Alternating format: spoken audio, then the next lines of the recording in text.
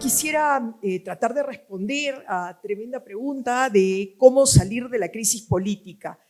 Y sí, creo que el panorama que se nos ha planteado solo podía agudizarlo diciendo que graficamos la crisis política pensando que desde 1995 hemos tenido 11 presidentes en lugar de 6 si hubieran terminado su mandato.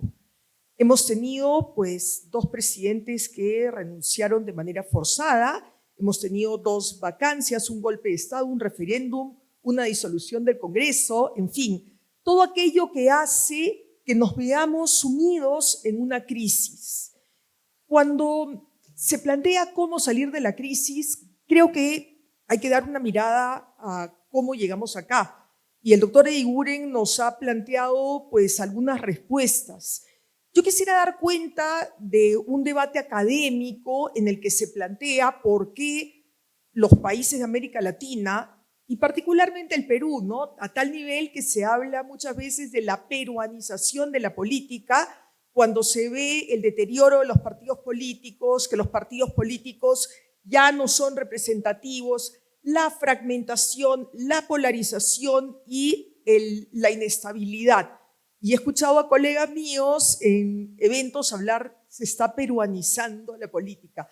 Y es doloroso mirar eso. Entonces, la pregunta es ¿por qué?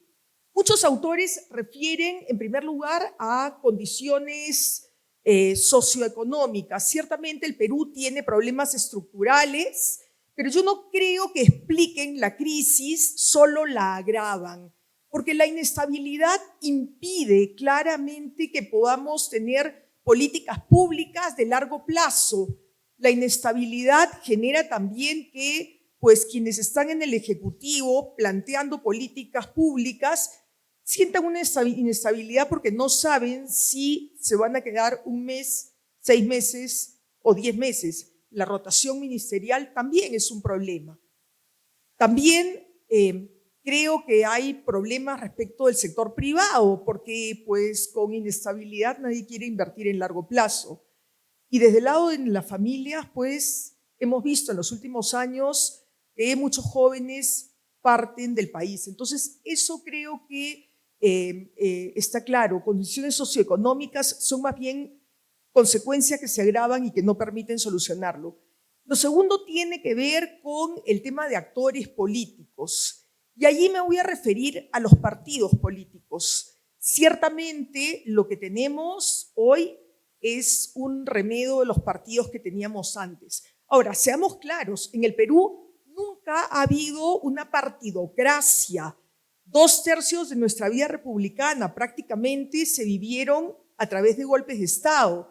Entonces, un esbozo de partidos, Tanaka lo llama espejismos de la democracia, se dio en los 80s. Cuando decimos pues estamos en crisis, tal vez un golpe de Estado, bueno, eso en este auditorio es imposible de pensarlo cuando hablamos entre vocaciones de derecho, y derecho es justicia, es libertad. Y si algo puede probar la historia de nuestro país es que los golpes de Estado no conducen al desarrollo, ni conducen a fortalecer ni a solucionar los problemas, ¿no es cierto? Mirado de esa manera, pues, los actores políticos tienen que recuperar espacios y fortalecerse en los partidos. La mala noticia es que ninguna reforma nos va a llevar a fortalecer partidos, a hacer partidos menos personalistas y espacios donde se desarrolle la vocación política, pero sí se pueden generar incentivos. Y es eso lo que creo que hay que hacer, buscar cómo generar incentivos para que puedan existir partidos que sean más representativos, que canalicen demandas ciudadanas, partidos que puedan entre sí ser mecanismos de control de malas acciones. Porque un partido político, como quiere permanecer en el poder o mantener escaños, va a buscar controlar a quienes están ejerciendo el poder, sea que sean de su partido o que no lo sean. Lo que tenemos hoy muchas veces son grupos parlamentarios que no tienen un correlato de partidos políticos detrás.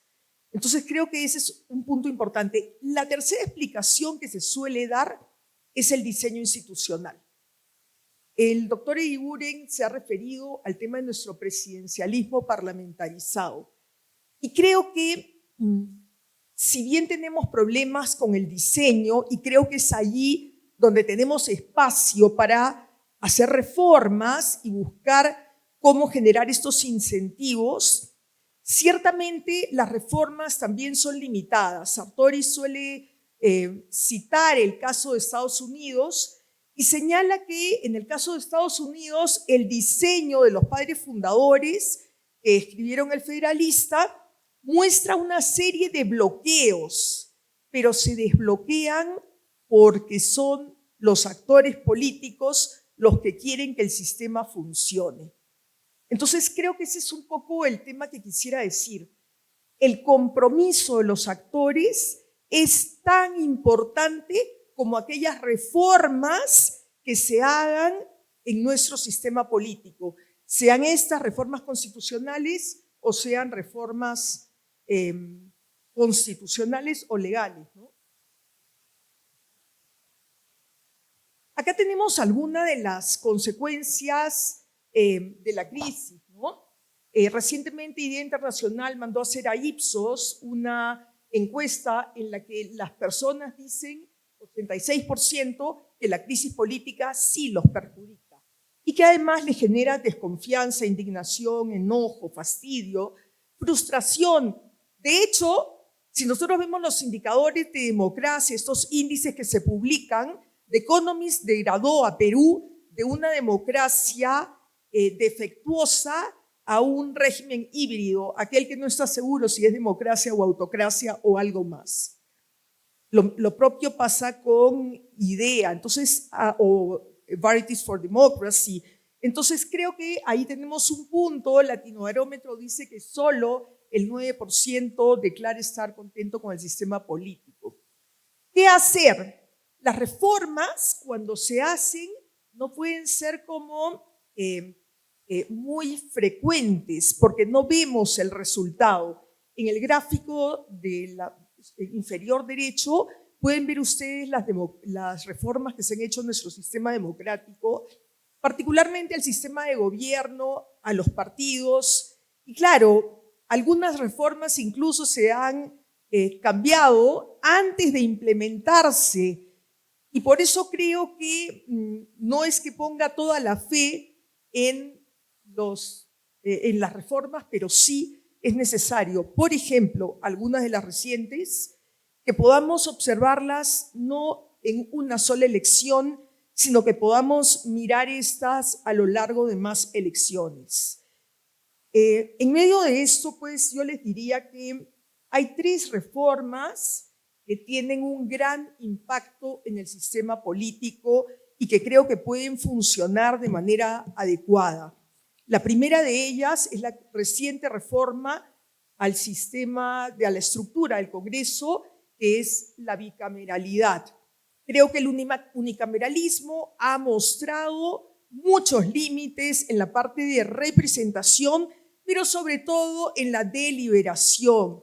No es una buena práctica legislar en un solo día. No es una buena práctica que se puedan exonerar de trámite de estudio de comisiones y exoneración de segunda votación que se introdujo justamente para lograr mayor reflexión. Nosotros tenemos que buscar una mayor calidad legislativa. La calidad depende de muchos otros factores, pero uno de ellos es la deliberación, que al menos las personas, ciudadanos, empresas, organizaciones, sepan qué se está debatiendo y que tengan oportunidad de presentar alguna opinión al respecto.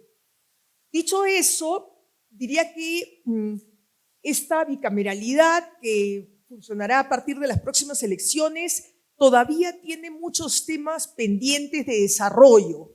Uno de ellos es cómo se va a elegir al Senado y cómo se va a elegir a diputados, ¿de acuerdo? Y uno sobre el cual yo quiero llamar la atención, está acá el doctor Blume, que recuerdo que en esta misma universidad habló sobre el tema del voto preferencial, Y creo que es un tema que tenemos que tener en cuenta. El voto preferencial no es un derecho adquirido de los ciudadanos, es un mecanismo del sistema electoral parlamentario y que puede generar graves problemas en la conformación del Congreso. Pero además, lo que hemos visto a lo largo de estos años es que genera muchos votos nulos. Imagínense ustedes lo que puede pasar si es que vamos a votar el mismo día presidente, diputados con 2 votos preferenciales, Senado nacional con 2 votos preferenciales y Senado por el departamento con 2 votos preferenciales y Parlamento andino. La verdad es que esto puede generar muchísima desconfianza por las nulidades que acarrea.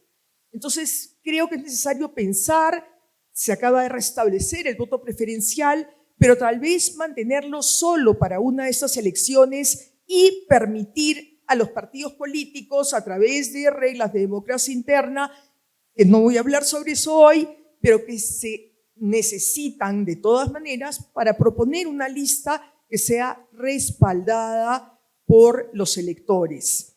Dicho esto, también en el futuro será necesario mirar el Senado que se ha configurado de una manera muy poderosa.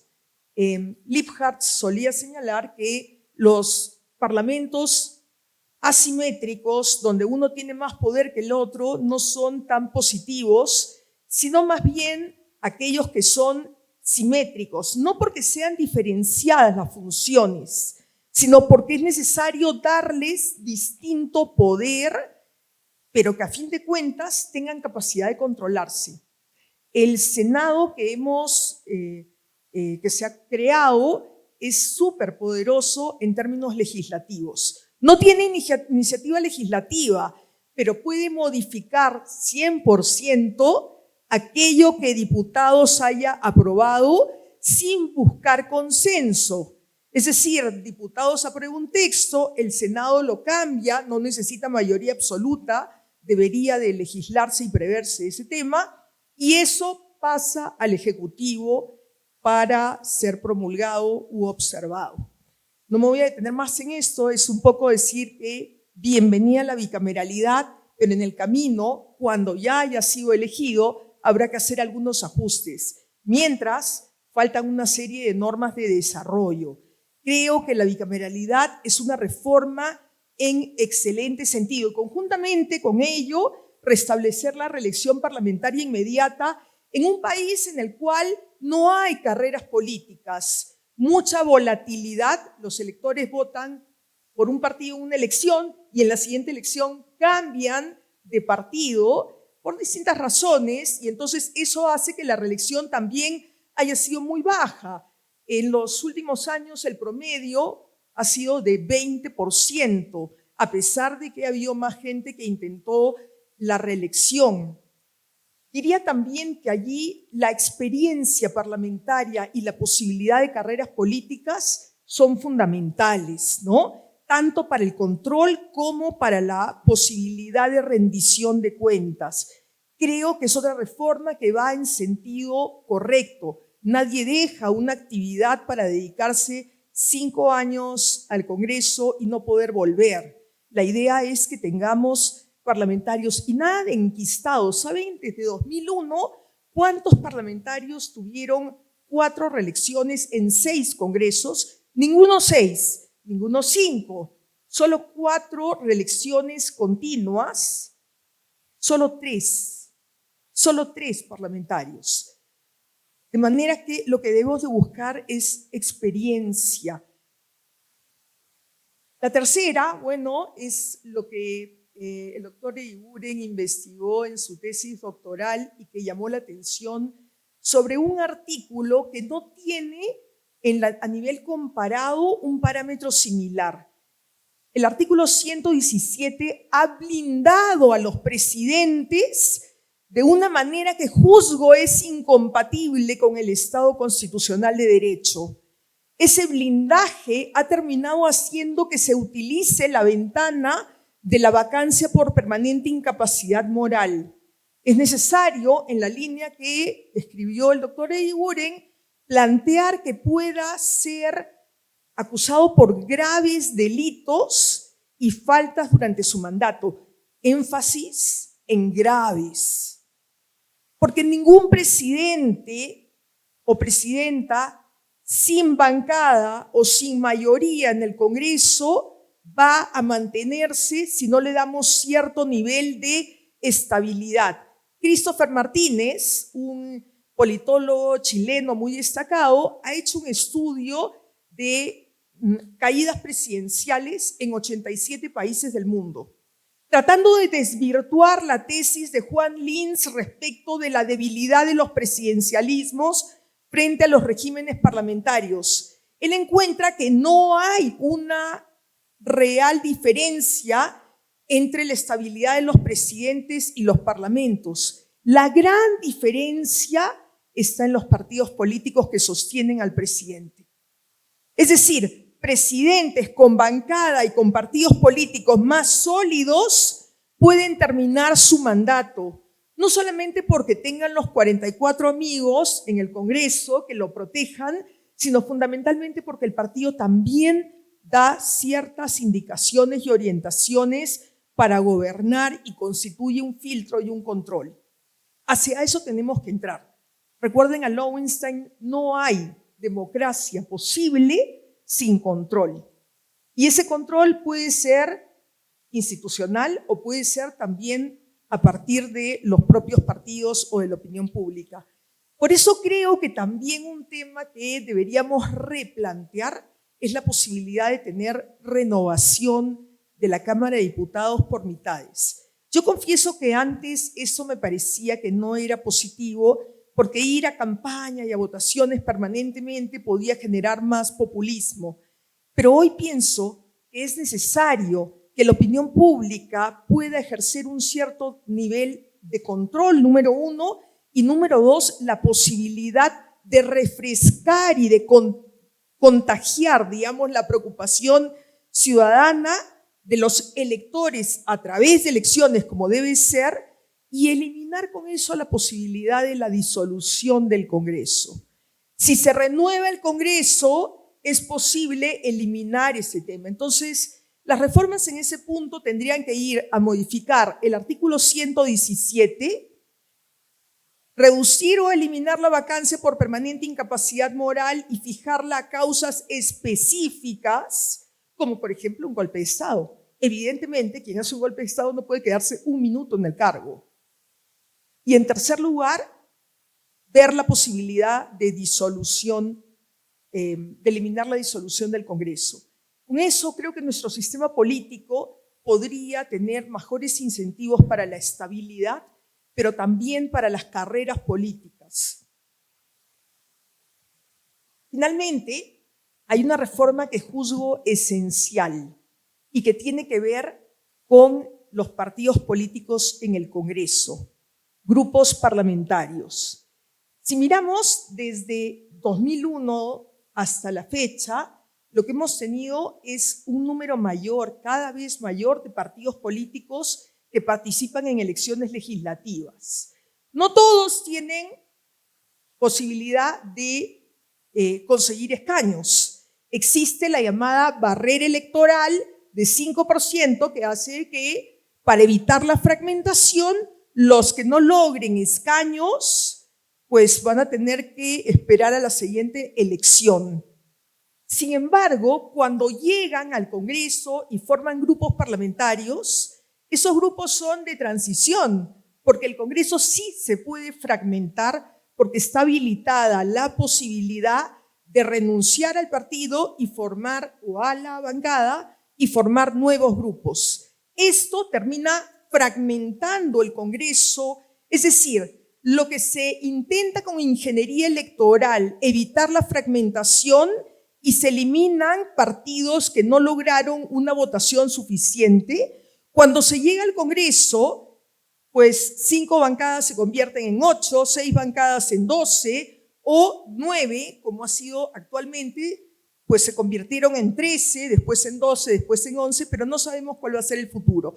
Es necesario regular este tema. Yo sé que el transfugismo es un síntoma de los problemas políticos, pero hay que controlarlo. ¿Cómo? Evitando que se formen nuevas bancadas durante el periodo. Por supuesto que se puede renunciar a un grupo parlamentario, pero no formar nuevos grupos. Y ahí creo que es necesario revisar los temas de una sentencia del tribunal sobre grupos parlamentarios que no generó pues paz social, sino que al contrario, si que nosotros hemos visto que entre 2001 y 2021 más o menos el 30% de congresistas abandonaron sus grupos parlamentarios, lo que ocurrió acá es que en 2 años ya habíamos llegado a ese porcentaje, pero con el récord que hay, pues, algunos parlamentarios que han cambiado de grupo 1, 2, 3, 4 y 5 veces. Entonces, claro, se genera un desorden y necesitamos reglas claras. Reglas claras para tener una mejor democracia. Reglas claras, pero también valores democráticos, porque pues se dice siempre que las instituciones son como si fueran carreteras sobre las cuales se debe andar, pero nosotros también tenemos que mirar no solamente las carreteras, sino a los pilotos que manejan en esas carreteras. Tenemos que buscar personas idóneas, con virtudes, de manera tal de que nuestra democracia pueda mejorar y salgamos de esta crisis. Muchas gracias.